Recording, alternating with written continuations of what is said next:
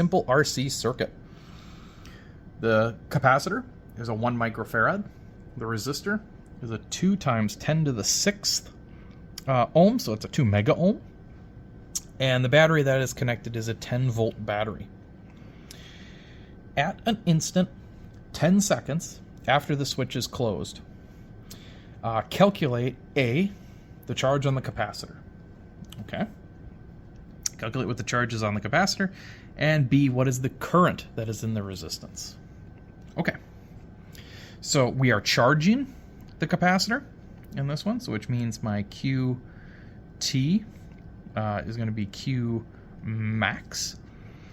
It'll be 1 minus e to the negative t RC. Okay, that's my charging equation. Okay, so we are looking for a couple of things here. We have R, we have C, we have the time is 10 seconds.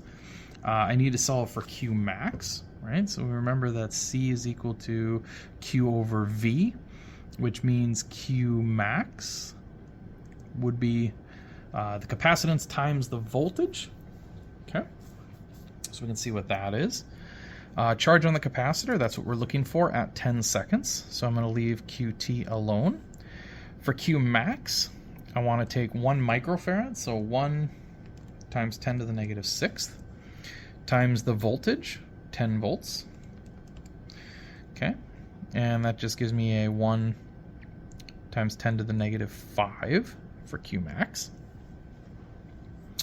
That needs to get multiplied by 1 minus e to the negative t, so we were using 10 seconds, so negative 10 divided by r times c. All right, so r times c, that's the time constant tau. We have a 2e to the 6, or 2 mega ohms is our r, multiplied by 1 10 to the negative 6 microfarad. Gives me, if I can plug in my calculator correctly, should just give us a 2.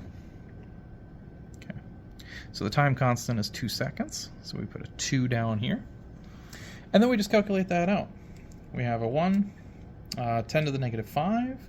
We're going to multiply that by, you have to put this part in parentheses, 1 minus our exponent e to the negative 5.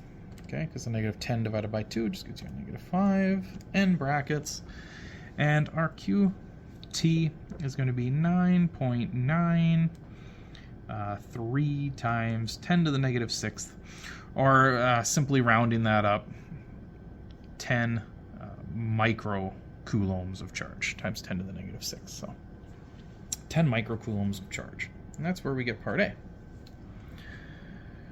Part B says, what is the current in the resistor at that time? So this was the trickier bit.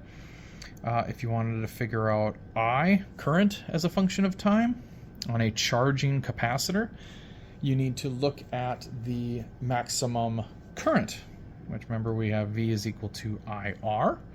So if I'm solving for I, this will give us a V over R for the maximum current. And then that gets multiplied by an e to the negative t over RC. Okay. So my current as a function of time, this gives V to be 10 divided by the resistance, 2 times 10 to the 6th. Okay, so that's my V over R. This function over here, e to the negative, again, 10 over 2. That'll give me a negative 5. Okay, so let's go ahead. We'll plug those numbers in and see what do we get.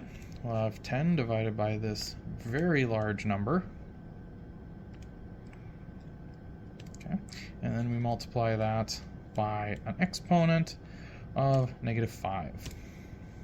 Okay, and we get a current of 3.4 times 10 to the negative 8, or probably around 34 nanoamps. Okay, so I put it so small that it's practically 0. So small here, 34 nanoamps. Pretty small current. You're not going to see much going on in whatever this resistor is.